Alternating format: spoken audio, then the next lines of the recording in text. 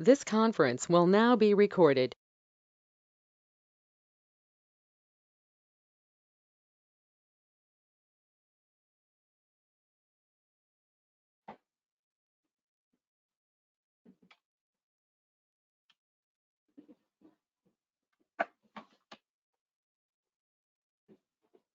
Hello students, I'm Dr. Divya from TeenEinstein.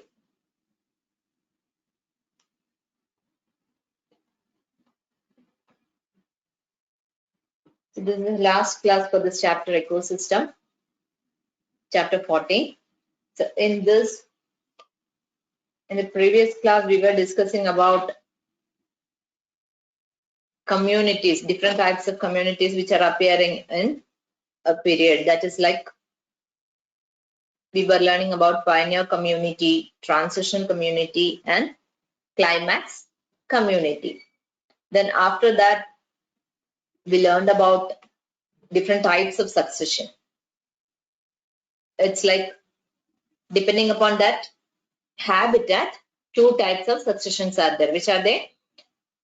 Xerocer and hydrocer.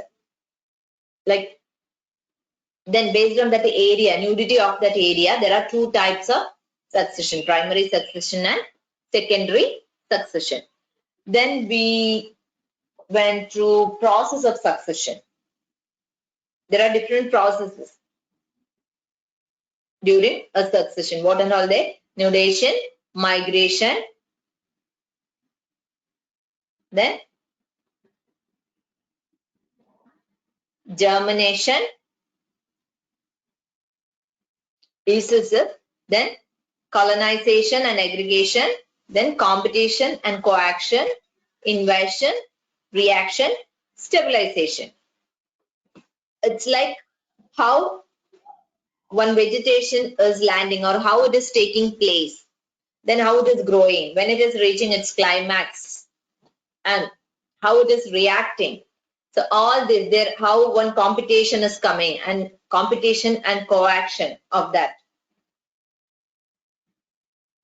So like this, several processes are there.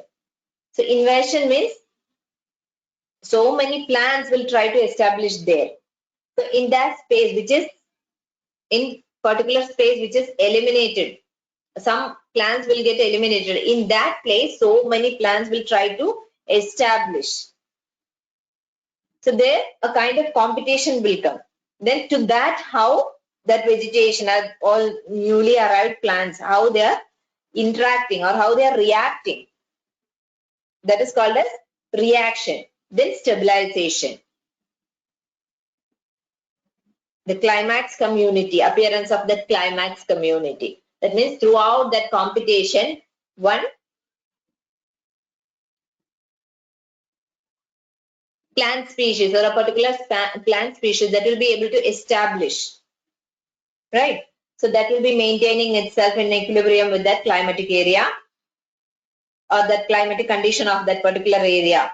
So there, that community, that climax community that will be having largest size of individuals, then they'll be having complex organization, then complex food chains, there will be food webs in that, and most efficient energy utilization.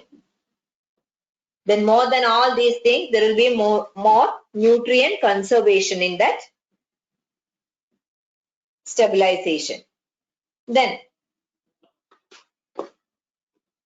next we learned about changes in the characteristics during ecological succession.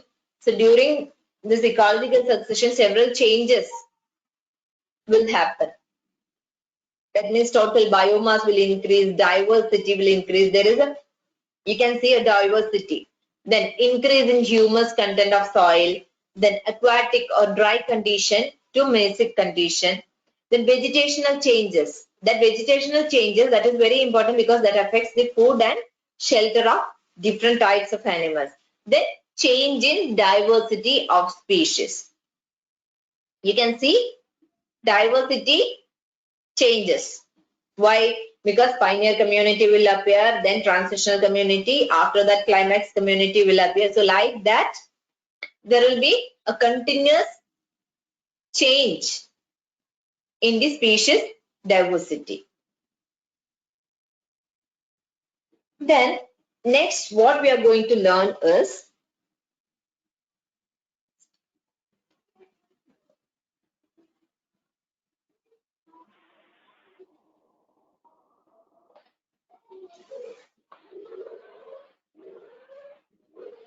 in present day you can see communities, almost all communities in the world that have come to,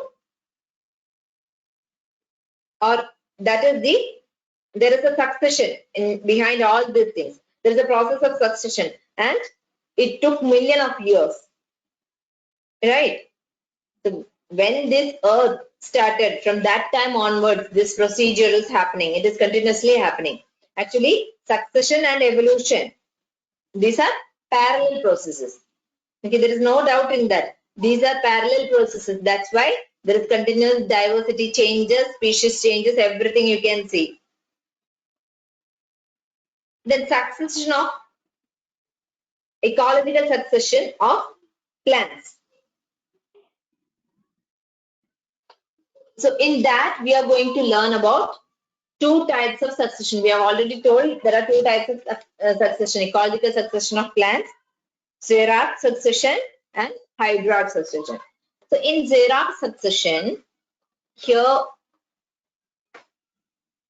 we can see in this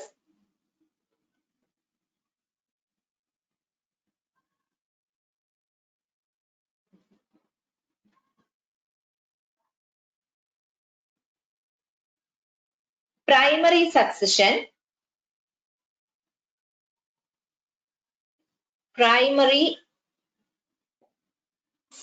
that is on rock. Primary succession on rock, that is example for xeric succession. Then this succession that series that progress from xeric condition to mesic condition. Okay, so here you can see on bare rock, from this stage it is going to start, right?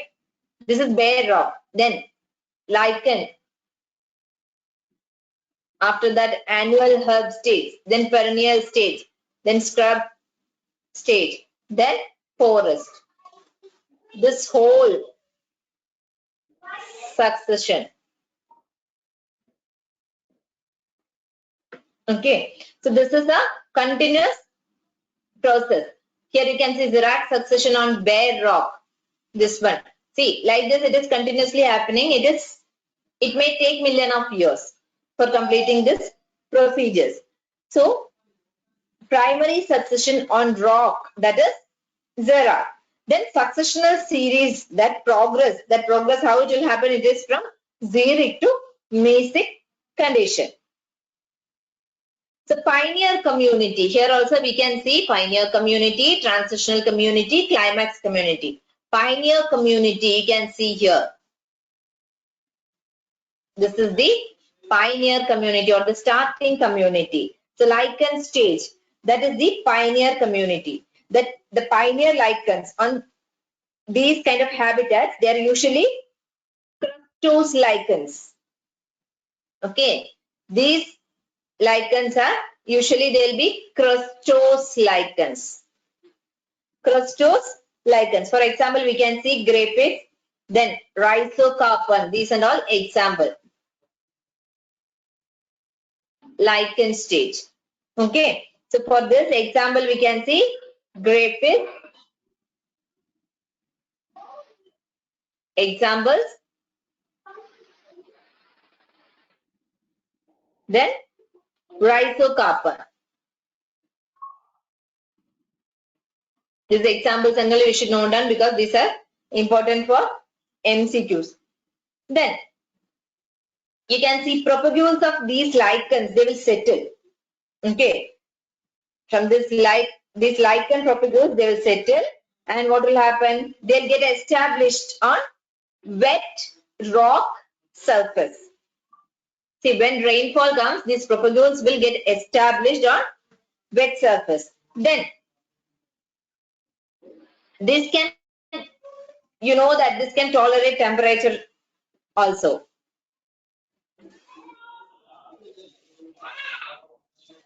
So this acidic substances which is produced by this lichen on that rock surface, that will form small depressions. Okay, this lichen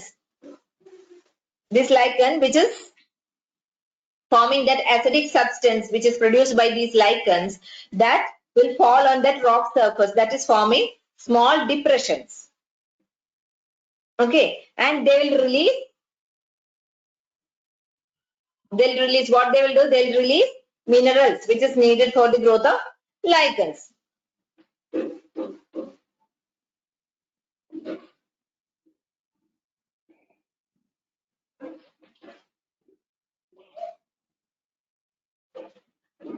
Then this dead particles or that decaying organic matter of this lichen, that will be along with the sand particles, right? Along with sand, it is on rock, so along with that sand particle,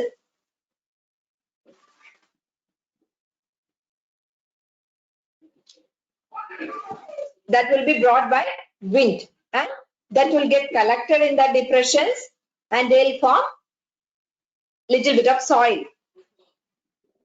Okay, with rock particles, soil with rock particles will be there. So this habitat, this is a newly formed habitat. So that habitat that becomes suitable for foliose lichens. Okay, foliose lichens, another type. Foliose lichens. So for foliose lichens, you can say example Parmelia. Parmelia, that is example for foliose lichen. So these foliose lichen, they will compete with the crustose lichen. Okay, and there, what will take place? There is a replacement of the crustose one. Why? Because of the larger size of the foliose lichen. Okay.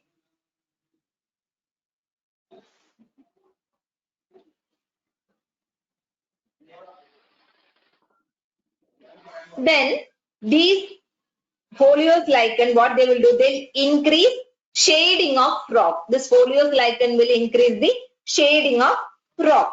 Then more accumulation of organic matter will happen. Shading, this will do shading, and thereby more accumulation of organic matter. Organic matter.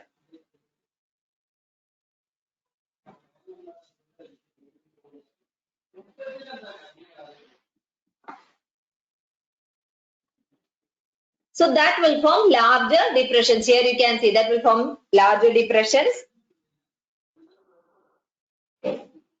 Then this larger depression formation, that will accelerate the process of soil formation, and for next stage, for the growth of next stage vegetation, that will become more suitable. Okay, for next cereal stage, it will become more suitable due to this larger depression and soil formation. Okay, so like that, you can see pioneer community, how pioneer community is getting established. Actually, this is the difficult process. In a bare place, some kind of organism or some kind of plants are growing. So this is the starting. So for pioneer community, it is very difficult to get adjusted with the habitat, because that is the foundation. Then next comes the transitional community.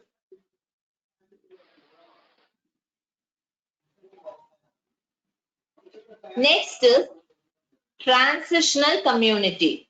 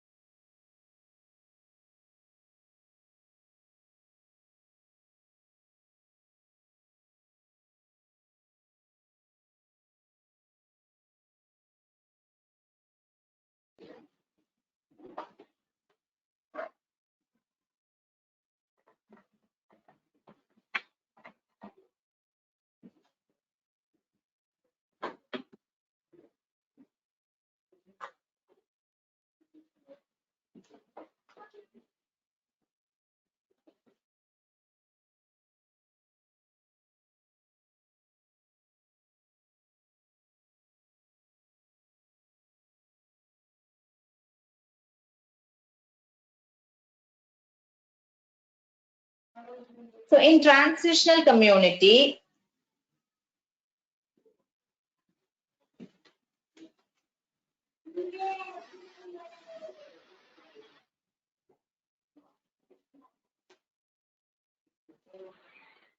in this transitional community, what you can see,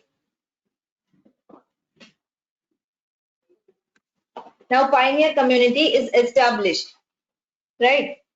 Now transitional community means first most stage. Okay, so this most stage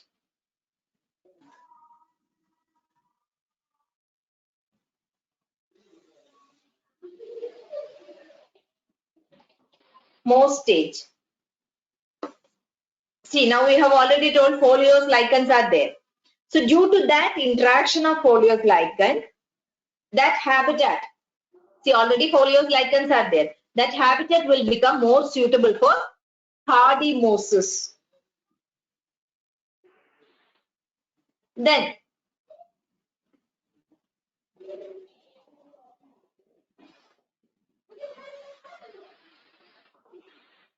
due to that condition, it will become more suitable for hardy mosses. Then this mosses, it is already larger in size and they are having gregarious habitat, or they are having gregarious habit. So that shade of that lichen, and that will replace them.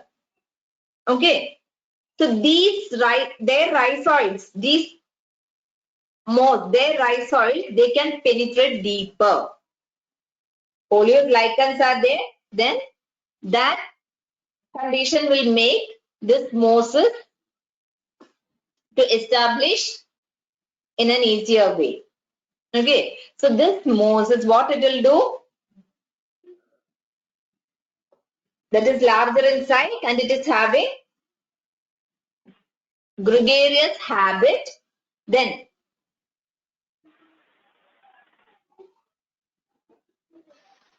that will replace the lichens. So their rhizoids, the rhizoids can, this can penetrate. That rhizoids can penetrate deeper. So the growth of mosses, that will lead to the accumulation of more soil and organic matter, and this can retain moisture for longer span, and that place will be occupied by these mosses. So the rhizoids, this will penetrate deeper. That will penetrate deeper, and what will happen, that will absorb more. This will help in the accumulation of more soil. Then this can retain more moisture content, and that will remain for longer period also. So that place will get occupied by mosses. That is the first stage. Okay, in transitional stage or transitional communities, most stage is the first one. The next is annual grass stage. Second one is the annual grass stage. Annual grass stage. So, you know, during that rainy season, this mosses, what it will form? It will form a mat-like structure, right? On that rock, it will form a mat-like structure, this moss. So there will be sufficient moisture content, and for seed germination of this annual grass, it will be very easy, or it will become a suitable place for the germination of this annual grass. Okay, so those roots, their roots will penetrate deeper, and that will create a situation for weathering of rocks. more compared to moss, or this moss is that annual grass soil that will penetrate into the soil, or this weathering of rock. It will help more for the weathering of rock. That soil, annual grass root that will penetrate and that will help in the weathering of rocks. So they will replace the mosses. See, you can see the changes. First, mosses will come. The lichens that will replace the lichens will be replaced by moss. Then, which one will come? This moss will get replaced by annual grass stage. Okay, this annual grass that will replace the moss, and it will grow for few months, and after that it will die and that will decay. So that will increase the organic matter. That's how organic matter is increasing in stage by stage. You can see there is an increase in the organic matter, we said. So this, again, this organic matter that will get mixed with the weathered rock or with those rock particles, and it will form soil. And this soil formation that will continue. Soil formation continues. See, it's nothing to worry in this. It's very easy to remember. First, lichen will come. After that, next one, moss stage. Moss means that can absorb more water, and it will be there after that. That rhizoids, the rhizoids of this moss that can penetrate, so that will absorb more water, and that penetration that causes weathering of rocks in slighter way. Okay. Then next stage is annual grass stage, we said. So during rainy season, that mat-like structure of this moss on that rock that will absorb sufficient moisture during rainy season, right? So that place will become suitable for the growth of this annual grass seed. So when it is growing, that roots of this annual grass, it will penetrate again to that rocks. So weathering of rock will become more, and it will germinate and it will grow nicely, that annual grass. It will be there for 3 or 4 months. After that, it will die. These plants will become dry and it will die. The whole plant will die and it will start decaying. So decaying means that organic matter, the content that is increasing. So along with the soil which is formed already, this is also getting mixed. This organic matter which is formed, that is getting mixed with the weathered rock particle, and that is forming soil. So that soil formation, that process is getting continued. Okay. Next stages. Next stage is, so moss stage over, annual grass stage over. Next is perennial grass stage. Perennial grass stage. See, now this stage over, first bare rock, first one, then second stage here, then annual herb stage, third. Now we are moving to next stage, perennial herb stage. Okay. In perennial grass stage, now moisture content is more, and soil in that rock soil is also more. So that annual grass that is replaced by perennial grass. So these grasses, few grasses are there like heteropogon and cymbopogon, all these grasses. These are the examples for perennial grasses. So this will spread very fast because they have runners and rhizomes. Due to runners and rhizomes, this can spread very fast, or in a faster way that will get spreaded. So annual grass stage that is getting replaced by the perennial herb stage, perennial grass stage. Okay. So due to that increase in moisture content, more suitable species are coming. Okay. Because soil content is increasing or soil formation that is continuing, and the organic matter in the soil that is also getting increased due to the dead and decaying matter. Okay. So the soil quality is increasing. So according to that soil, new herbs are also appearing there. So next stage, in the next stage, shrub stage. Here you can see shrub stage. Herbs and shrubs, shrub stage.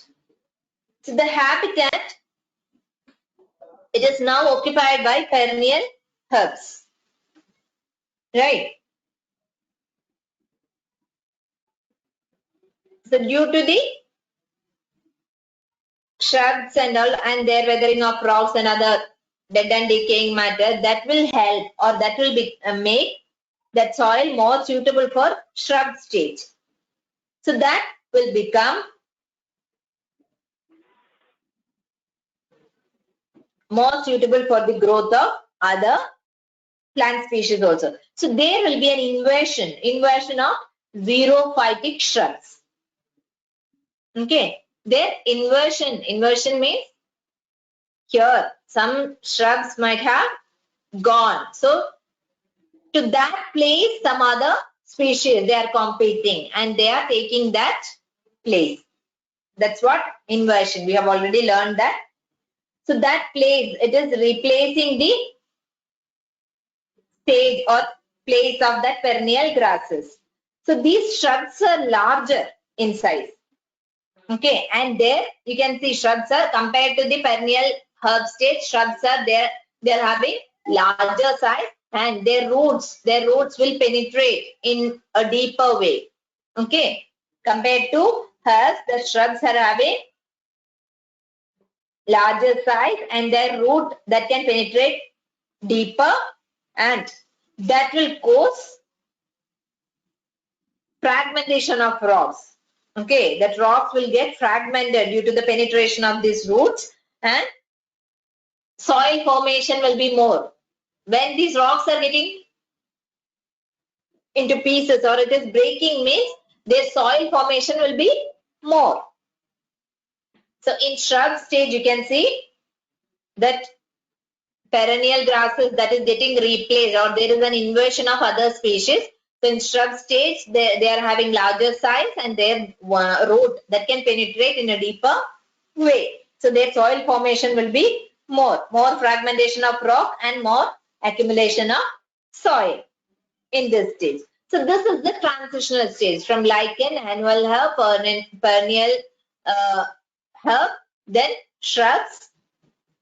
That is the transitional stage or transitional communities. Next, we are moving to the third stage of this xerox succession, that is climax community. In climax community, these shrubs, here you can see shrubs.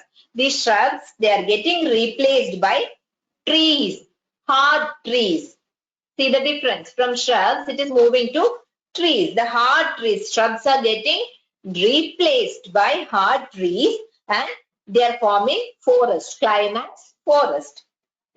That is the forest community, climax forest community. So the nature of this forest, that is depending upon the climate of that area. Okay, we can't say in all areas you can see same type of forest or trees are same type. You can't say like that. It depends upon the climatic condition of that particular area. So how you can say the lichens, then bryophytes, then herbs, then shrubs, then forest. Okay, this is the xera succession. So lichens, first it will form, then bryophytes, then herbs, shrubs, and forest. So this forest or this condition, it is in this forest last climax community, we can't expect same kind of trees in all area. It depends upon the climatic condition of each area. So next, let's move to hydrarch succession. In hydrarch succession,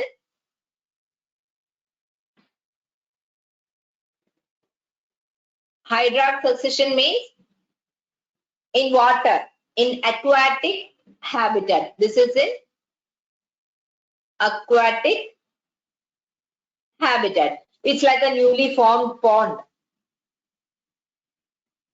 See, a pond is newly formed. So there, a community is getting established. That is hydrarch succession. We can say an example like that. So from hydric to mesic condition, that series is getting progress. So first pioneer community, let's see the pioneer community. So this is formed by the phytoplanktons. Phytoplanktons like small, very minute organisms. Very minute organisms like diatoms and filamentous green algae, then blue-green algae. All these are the starting stages. So the spores of these kind of organisms, they will form. How they will reach that pond or in that aquatic condition, how they will reach? They'll reach through wind or through animals. Okay, phytoplanktons, here you can see phytoplanktons, but how that will reach? Through wind or some animal, that spores will reach in this aquatic condition.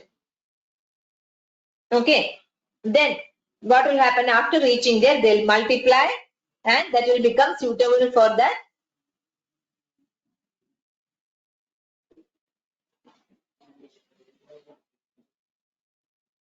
this hydric condition. Then what will happen? Depending upon this species which is present in this condition, zooplanktons will come.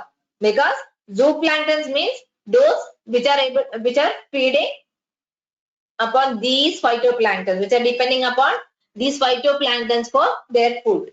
Right? So whichever is matching for this phytoplankton, such kind of zooplanktons will come.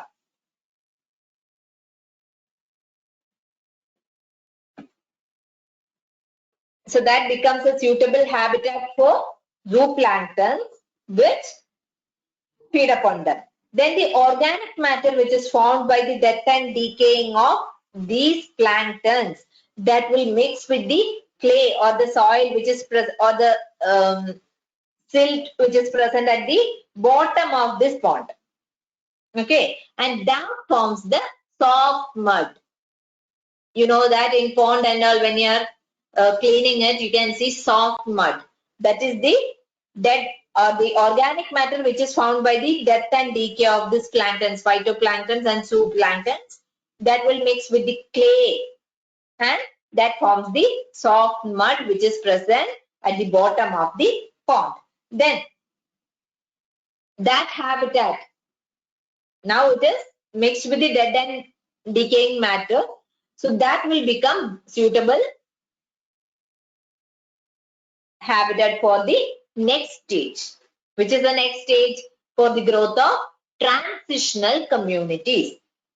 Okay. In transitional communities, you can see submerged plant stage. Submerged plants are there. Then submerged free floating plant stage you can see. In transitional water and all you can see submerged. Then submerged free floating. Submerged free floating. Submerged free floating plants you can see. So in submerged plants, they have roots. So with their roots, they will anchor in that mud, bottom mud that will get anchored. And Example for this, you can see Vallisneria, Hydrilla, all these are the examples. Then submerged free-floating ones.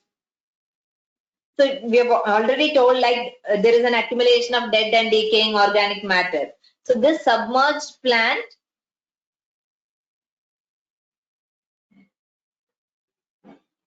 the bottom level is raised and that pond become that will become rich in minerals and nutrients, and that will become suitable for free floating plants. Okay, for example Pistia, then Azolla, all these are example. Pistia,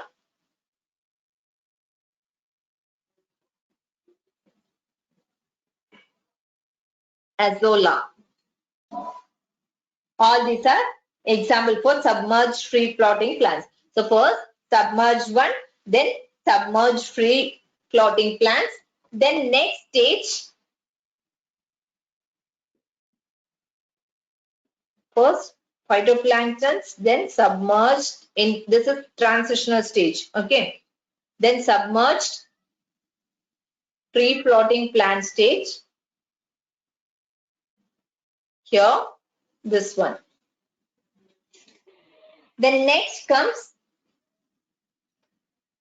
reed swamp stage, this. In this you can see more shallowing plants, and that will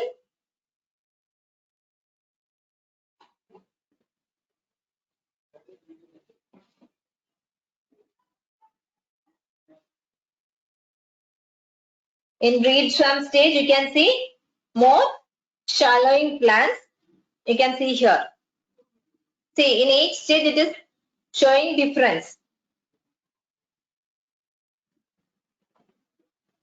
And when it is moving to marsh meadow stage, in reed swamp stage,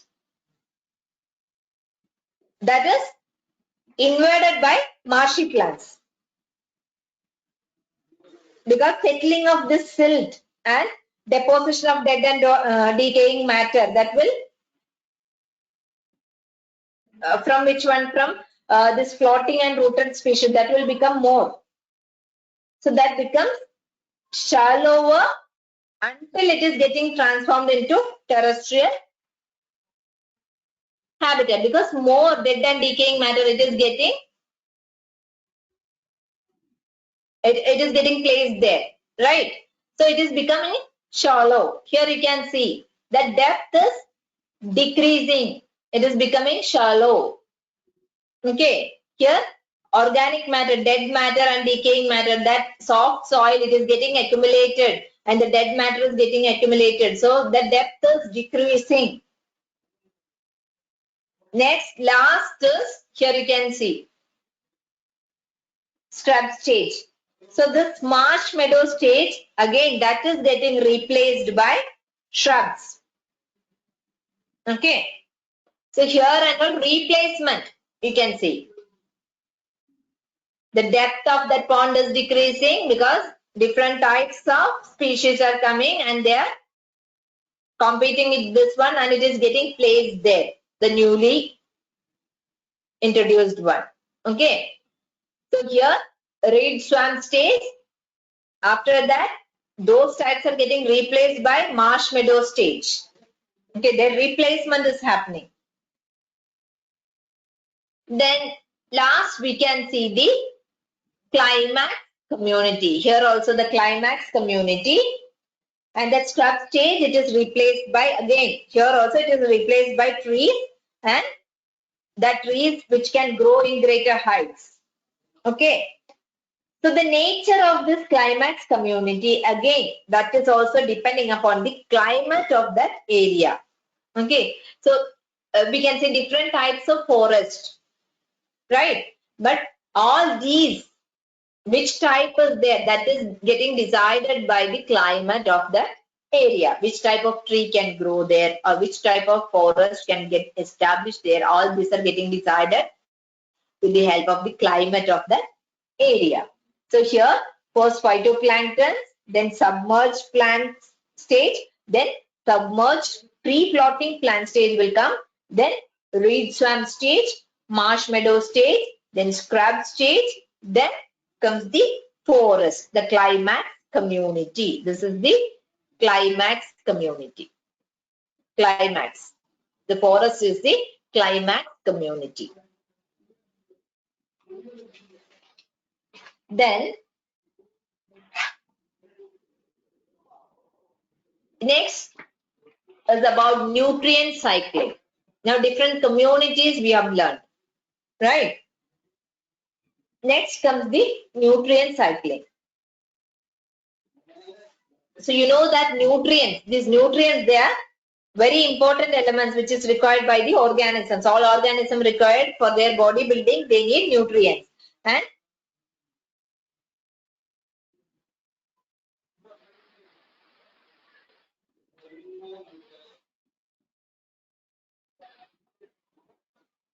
they need constant supply. All organisms need constant supply of these nutrients for their growth.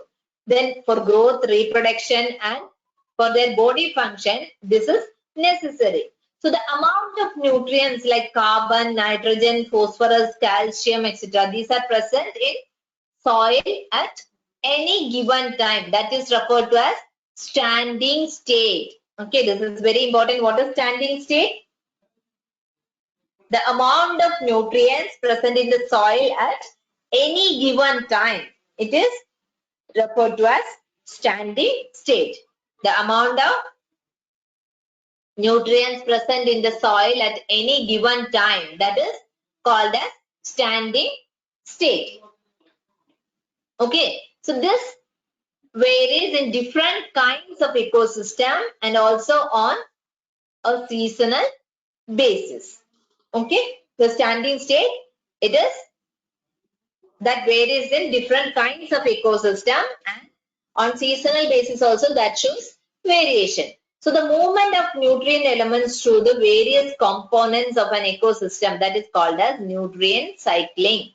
So these nutrients like carbon, nitrogen, phosphorus, calcium and all, the movement of these nutrient elements through the various components of an ecosystem is called as nutrient cycling. So another name, there is another name of this nutrient cycling, that is called as biogeochemical cycles. Okay, biogeochemical cycles. Nutrient cycling is also called as biogeochemical cycles. So there are two types of this nutrient cycling, gaseous and sedimentary. Gaseous cycles are there and sedimentary cycles are there. Okay.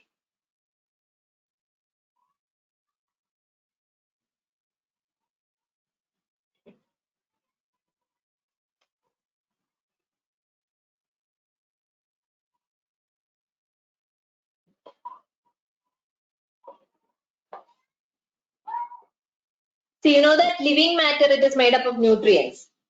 And there will be some structural components, then biochemicals like enzymes and all. So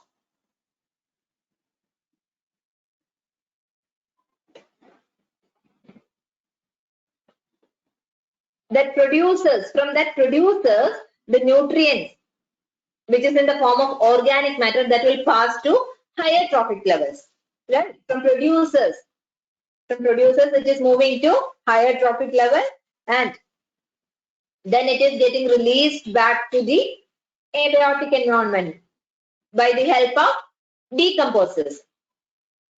Because decomposers, they are acting on organic waste and dead organism or dead bodies of organism. So the same nutrients are getting repeated, and they are getting they are repeatedly moving through this living and non-living components of the ecosystem, right?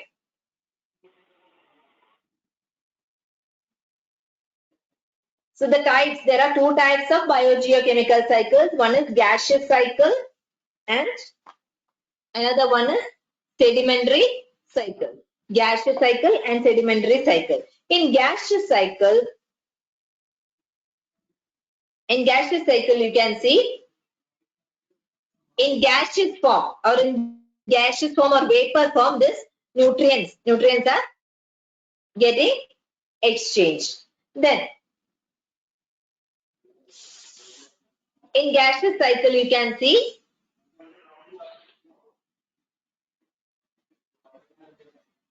gaseous cycle means in that you can see in gaseous form or vapor form, right? Next, it is in this biogeochemical cycle is non-mineral.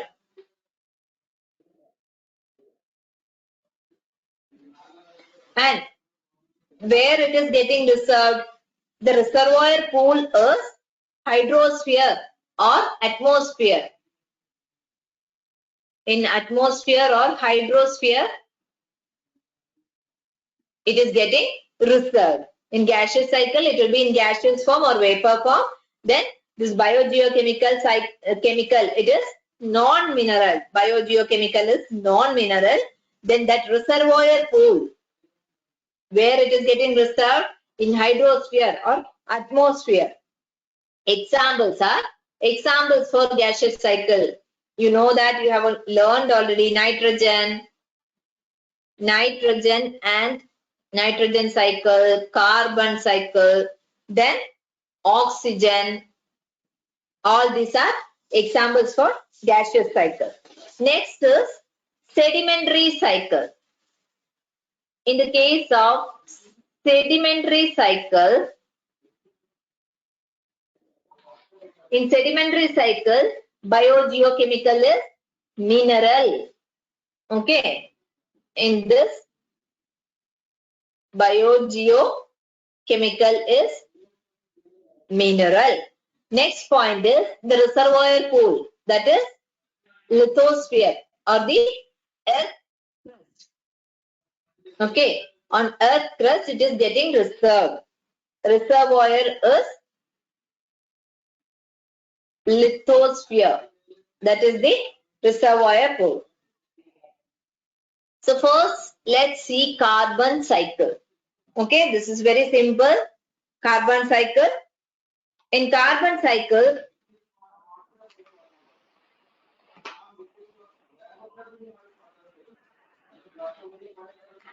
you know that carbon is very important, right? Why we are saying it is very important? Because all organic matter, all organic compounds like carbohydrates, lipids, proteins, enzymes, hormones, in everything, carbon is a component, right? Carbon, it is present in carbohydrate, lipid, protein, in everything it is present. Enzyme, hormone, in everything it is a part, right?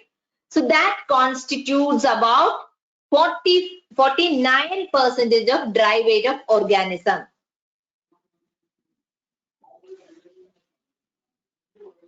Okay, it constitutes around 49% of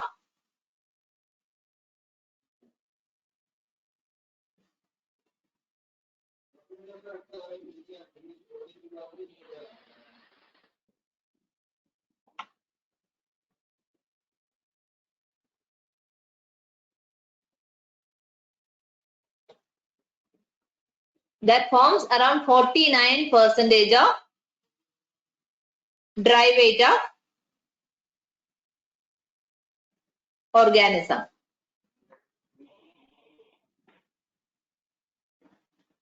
So first, when you are writing about carbon cycle, you should mention the importance.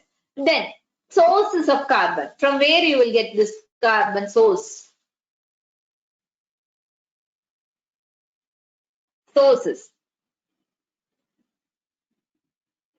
71% of this carbon, it is dissolved in ocean. Okay, 71% is dissolved in oxygen, ocean. Then carbon dioxide in the atmosphere. Then you can see carbon in atmospheric carbon dioxide.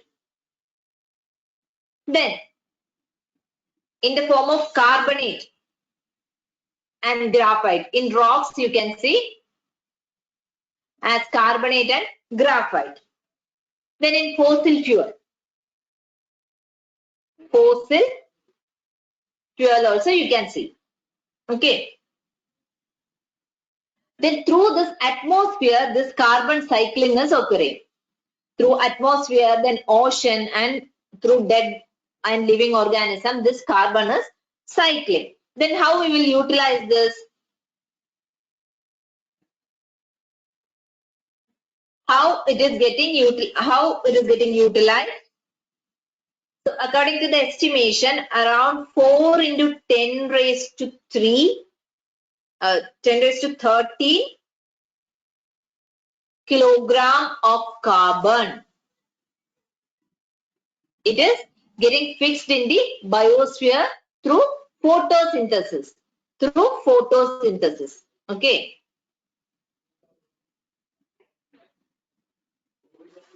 Okay. So according to the estimate, 4 into 10 raised to 3 kilogram of carbon is getting fixed in the biosphere through which process? Through photosynthesis. This is the annually. Okay. Annually, 4 into 10 raised to 13 kg of carbon is getting fixed in the biosphere through photosynthesis. And this fixed carbon through sediments, sediments, shells, skeleton, through all these things, it is getting lost. Okay.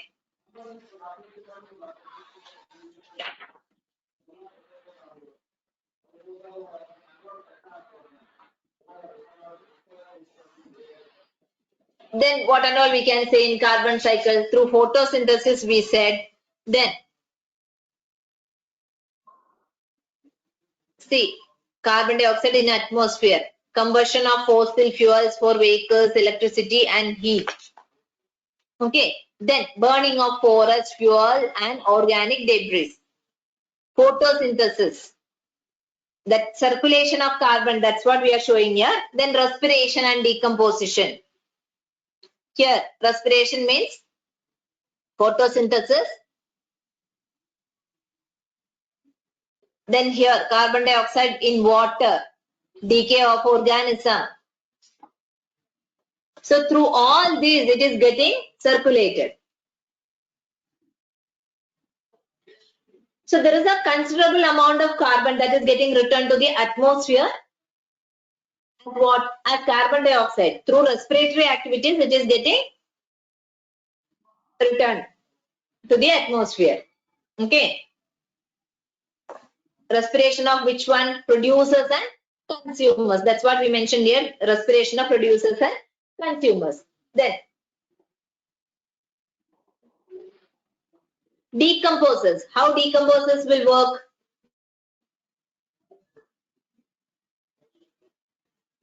They will also give to that carbon dioxide pool. By which processes? Processing of waste material, then dead organic matter. Dead organic matter you can see in land area and in ocean also. Then burning of wood, forest fire, then combustion of organic matter, this fossil fuel, then volcanic activities. All these are additional source of carbon dioxide release that is getting released to the atmosphere. Okay. Then human activities. These human activities actually they have major influence in the carbon cycling, like deforestation, rapid deforestation, then transport, massive burning of this fuel, fossil fuels. So these are all increasing the rate of carbon dioxide in the atmosphere. Okay, these processes. These are general things which you can only this part annually 4 into 10 raised to 13 kgs of carbon it is getting fixed through photosynthesis. Then 71% is ocean. Then carbon dioxide in atmosphere it is present in the form of carbon dioxide. In rocks, in graphite, that form and all it is present. Then fossil fuel. So all these points you need to learn. The next is phosphorus cycle. Only these two cycles we need to learn in this chapter. So first we need to write about the importance of phosphorus. So whichever cycle you are going to write, first you need to write the importance. Then only you should move to the next points. So what is the importance of this phosphorus cycle? So phosphorus, you know that it is an important component in the biological membranes, then nucleic acids, then cellular energy transfer system. Okay, then some animals to make shells and all, they need this in large quantity. Phosphorus in large quantity, shell, their teeth, bone and all. For that they need phosphorus in large quantity. Then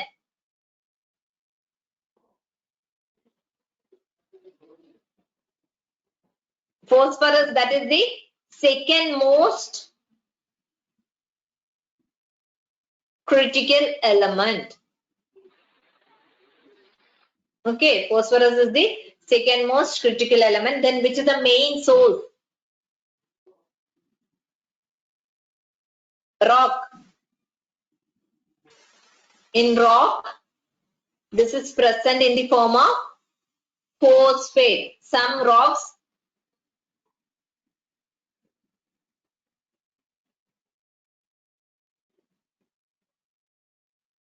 phosphorus will be there in the form of phosphate. Okay, that is the major source. See, through weathering of rocks and all, this phosphorus is getting added to the soil. Weathering of rocks. Through that process, phosphorus is getting added to the soil. Then utilization. Utilization.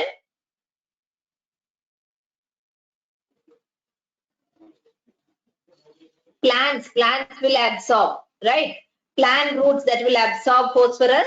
Then animals like herbivores and other animals, they'll get this phosphorus from these plants. Then animal excretion and dead bodies.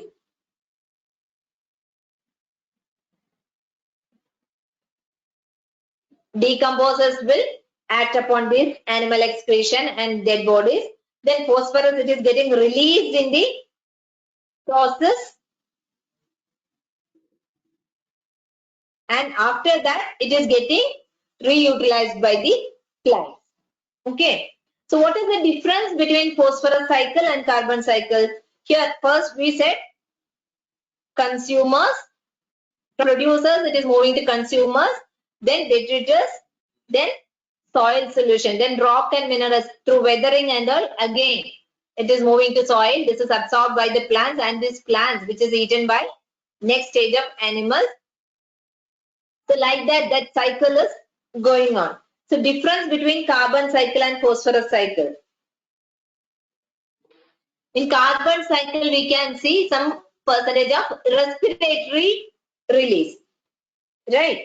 But in the case of phosphorus, there is no respiratory release of phosphorus into atmosphere. Then, through rainfall, very less amount of phosphorus is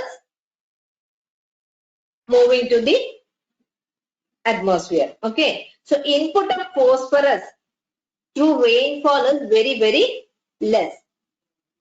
Got it? So, that is the difference between carbon cycle and phosphorus cycle. So, these are the two cycles which we need to learn in this chapter. So, these are the points which we need to learn, which we have to learn in this chapter, ecosystem. So, that's all about ecosystem. Hope almost all points, almost extra points which is required for NEET exam also covered. Hope it's clear for you. If you have any doubt,